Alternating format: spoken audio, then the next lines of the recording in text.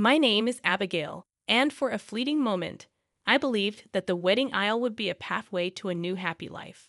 A simple woman with an 8-year-old son Tim from my previous marriage, I had dreams like anyone else: love, companionship, and a stable family. Tim was skeptical about changes, but he'd warmed up to Henry, my new husband, quickly enough. We were small, imperfect, but content. That is, until Clara happened. The wedding was a grand affair. Clara, as the mother of the groom, had somehow assumed the role of a wedding planner with dictatorial powers. The venue, the flowers, and even my gown. She had something to say about everything. The more she micromanaged, the more I felt like an outsider at my own wedding. "Abby, don't you think you should reconsider that dress?" She scoffed as I tried on my bridal gown. "Actually, I really love this dress," I defended, hoping Henry would step in. "That's just how she is, Abby," Henry mumbled, not meeting my eyes. "She means well." The night before the wedding, as we were setting up, Clara berated the florist for the choice of roses. "Don't you have something more exotic? These are just so common, much like Abby's taste," she criticized. This time, I couldn't contain myself. Clara looked at me as if I were an irritating fly she couldn't swat away.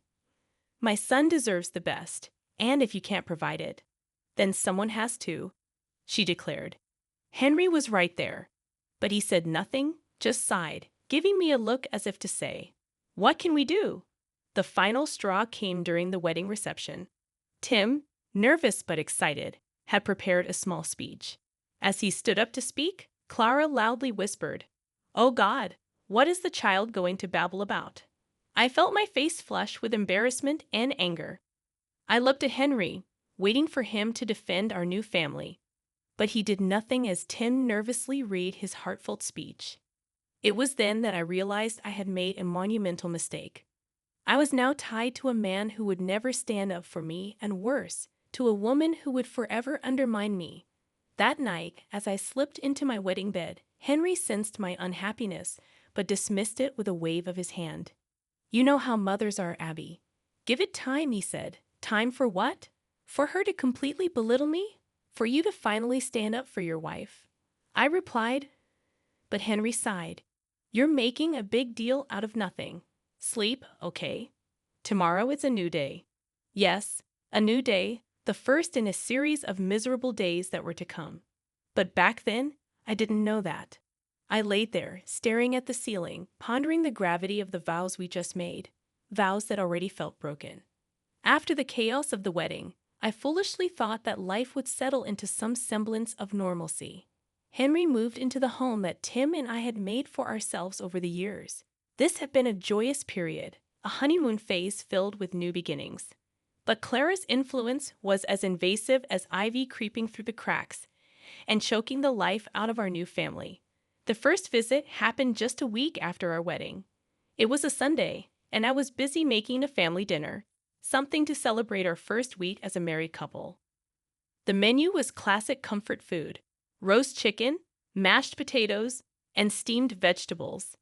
I was just setting the table when Clara breezed into our home like an unexpected cold front. "Oh my, what an interesting spread," she declared, as if she were a judge on some kind of culinary TV show. Her eyes roved dismissively over the dishes on the table. "I thought it would be nice to have a home-cooked meal for our first Sunday dinner together," I explained, trying to hide my annoyance. "That might be what you're accustomed to, but Henry was raised with more sophisticated tastes," Clara countered, twisting her lips into a sly smile. Henry, who had been conspicuously silent, suddenly found his voice. "Mom, Abby worked hard on this. Let's just enjoy the meal," he said. But his words lacked force or conviction. Was this an ally or another passive observer in my life? I couldn't help but wonder. We sat down for dinner, but Clara's eyes didn't miss a thing. She commented on how the living room could use a woman's touch, hinting at its inadequacy. She criticized the way Tim held his fork, offering to enroll him in etiquette classes. And when I finally brought out my homemade apple pie, a family recipe passed down from my grandmother, she took one bite and said, Oh dear, did you mistake salt for sugar? The air was so thick with tension, you could slice it with a knife. Tim appeared increasingly uneasy, shrinking in his seat like a violet. Henry silently consumed his meal, avoiding eye contact with anyone. Clara, you've made your points. Is there anything you actually like about this place? Or are you just here to make us feel unwelcome in our own home? I finally burst out, unable to contain myself any longer. Clara looked at me with feigned surprise, as if she had been offering constructive criticism all along. I'm just trying to help you be a better fit for my son. Henry's voice finally interjected, albeit weakly.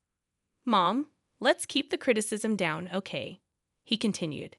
But I'm just saying, Clara began, only to be interrupted by Henry. No, Mom, enough, he asserted, but the lack of force in his words made them almost meaningless. Clara pursed her lips and went quiet, but the damage was done. We finished our meal in silence, each bite tasting like sawdust. When Clara finally left the house, it felt like a battleground after a war, scarred and void of life. That night, as I cleaned up the kitchen, I wondered how many more of these family dinners I could endure.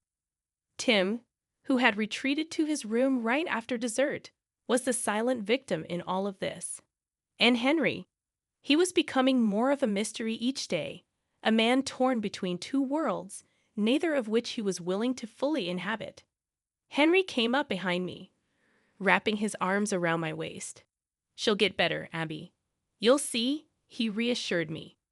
I wanted to believe him, but as I looked around my own home, a place that had once been my son's sanctuary, but now felt like hostile territory, I couldn't help but wonder. Would we ever truly be a family, or were we doomed to live in the shadow of a woman hell-bent on keeping us apart? By the time winter rolled in, the tension in our home had reached its boiling point. Every visit from Clara turned into a grueling ordeal, each insult cutting deeper than the last. Tim had become increasingly withdrawn, and even Henry seemed to sense that things were unraveling. However, instead of confronting his mother, Henry suggested that I make more effort to get along with her. I don't know how much more I can take, Henry, I said to him one evening as we lay in bed. Your mother treats this house like it's her kingdom, and we are merely her subjects. Henry rolled onto his side to face me. She's a strong personality, sure, but she's also my mother, Abby. Can't you try to see the good in her? Before I could respond, my phone buzzed on the nightstand. It was a text from Henry about a car ride the next evening. Just the girls, Tim, and me to clear the air. I looked at Henry puzzled. Your mother wants to go for a car ride to clear the air. What do you think she's up to? I asked. I don't know, Abby, but maybe it's a good sign. Maybe she's trying to make amends, he suggested, ever the optimist where his mother was concerned. My gut told me to decline the invitation, but against my better judgment, I agreed. What was the worst that could happen? I thought. Little did I know, I was walking straight into a trap. The next evening, we bundled up and climbed into Clara's luxury SUV. Tim sat in the back, his face lit by the glow of his handheld gaming device, clearly wanting to be anywhere else but there. I rode shotgun nervously, fiddling with my seat belt as Clara drove. So, where are we going? I asked, my voice tinged with skepticism. Just a little drive around town. It's good to talk in a neutral setting, Clara replied, her eyes focused on the road. Neutral since when is your car neutral? I thought to myself. But I said nothing, hoping for the best. A half hour into the drive, Clara finally broke the silence. Abigail, I've been doing some thinking, and it's become painfully obvious that you're out of your depth here, she declared. Excuse me? I replied, stunned by the directness of her insult. You heard me. You're a divorcee with a child, trying to fit into a life you know nothing about.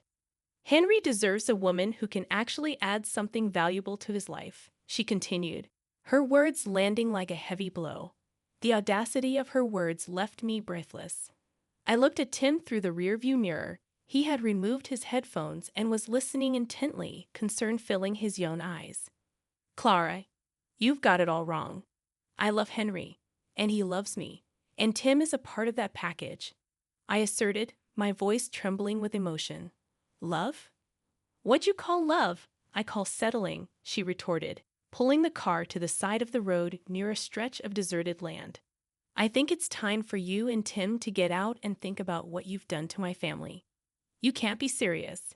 It's freezing out there, I protested.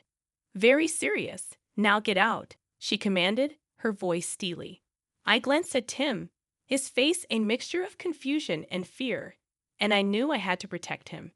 As we stepped out into the cold, Clara sped off, leaving us stranded miles from home.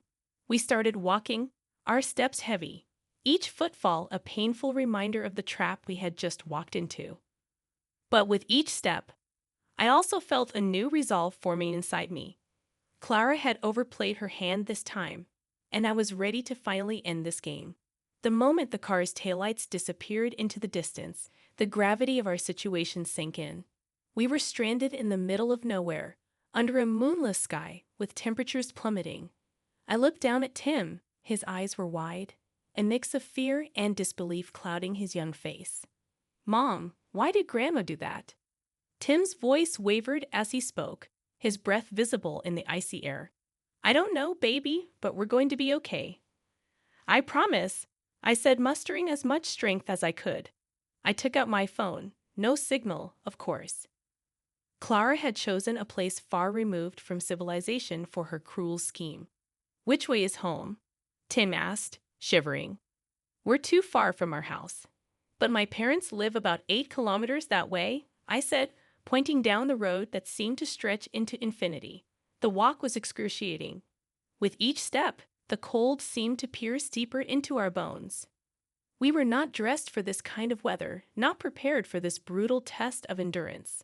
A couple of times, Tim stumbled, and each time he did, my heart sank. I couldn't help but think of the irreparable damage Clara was causing, not just between her and me, but between her and her own grandson. Halfway through, Tim's complaints about his cold hands grew more urgent. My fingers hurt, Mom, he said, his voice trembling. I tried rubbing them, blowing on them, doing anything I could to bring some warmth back into his tiny red hands, but I knew we were in a bad situation that was getting worse.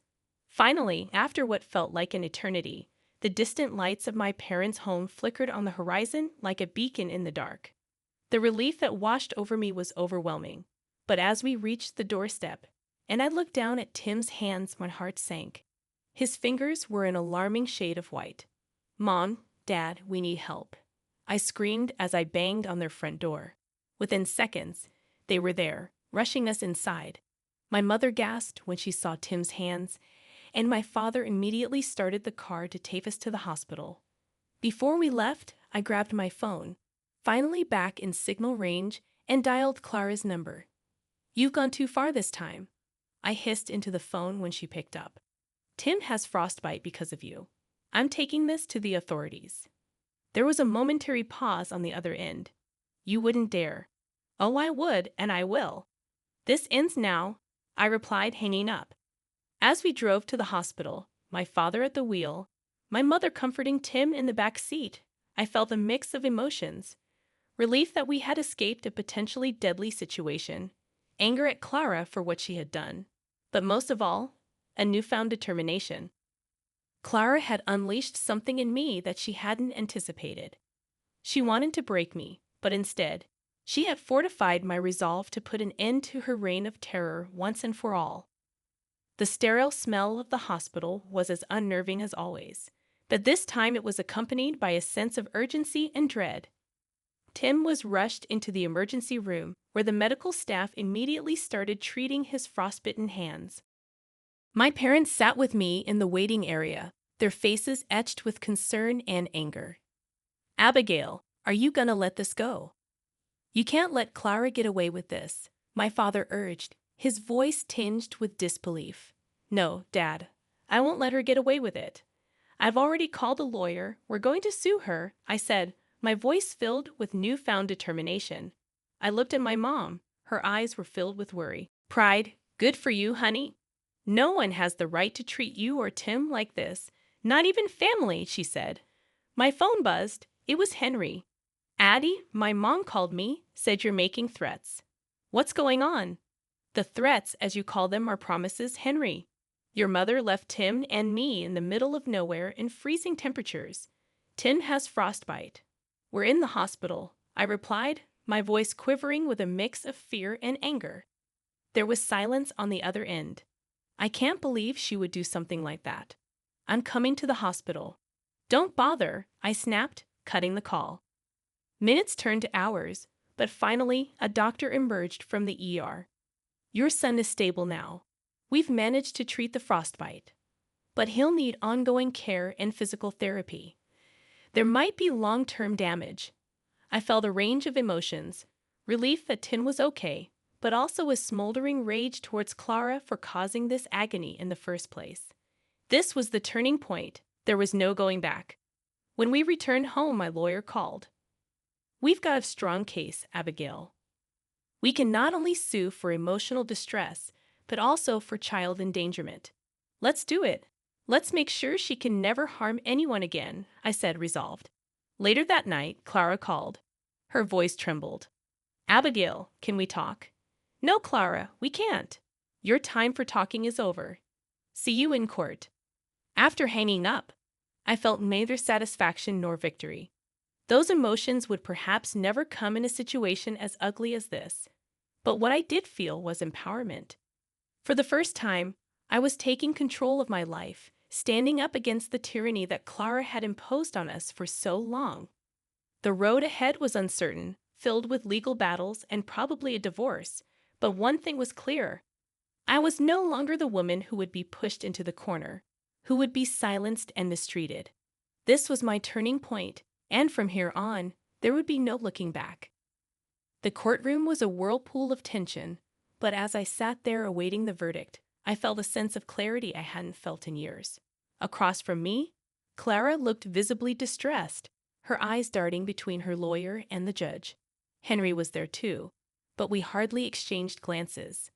We had become strangers bound only by the impending legal outcomes. Does the prosecution have any closing statements? The judge inquired, his eyes scanning the room.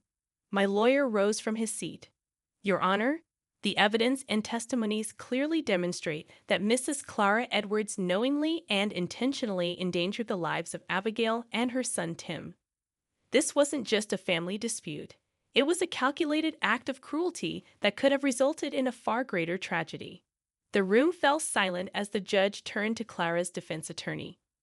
Your Honor, he began, struggling to make eye contact.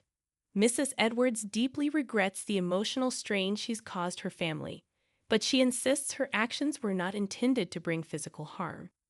That's irrelevant, the judge interrupted. Intention to harm or not, harm was done. The evidence is clear. As the judge retreated to his chamber for the final verdict, I felt my phone buzz in my pocket. It was a message from Henry. Are you happy now? I looked up and caught his eye. Am I happy? My son could have suffered irreparable harm. This isn't about happiness, it's about justice. After what seemed like an eternity, the judge returned. I've considered the evidence and testimonies carefully, he began, shuffling his papers. It is the court's decision that Mrs. Clara Edwards is guilty on counts of child endangerment and emotional distress. She is hereby sentenced to 2 years in a federal prison. The room seemed to both tense up and exhale at the same time, as if everyone had been holding their breath. Clara's face turned a shade paler, her eyes widening in disbelief. Henry looked lost, but at that moment, I couldn't bring myself to feel sorry for him. As people started filing out of the courtroom, Clara approached me, tears streaming down her face.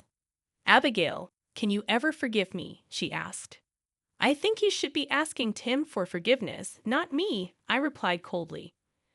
But even if he forgives you, things will never be the same. You've lost not just a daughter-in-law, but a grandson too. Walking out of the courtroom, I felt like a weight had been lifted off my shoulders. This was not a happy ending. Too much pain had been inflicted for happiness to have a place here. But it was a just ending, one that held the promise of new beginnings. That evening, I sat down with Tim and explained that his grandma Clara would be going away for a while.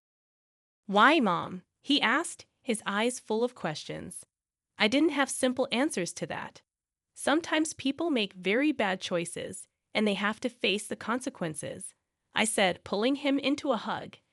As I held him, I knew that the most challenging part of our journey was behind us. It was time to rebuild and move forward, not just as survivors, but as warriors who have faced down their demons and emerged stronger on the other side. And so we did. I filed for divorce, focused on Tim's recovery, and took time to heal.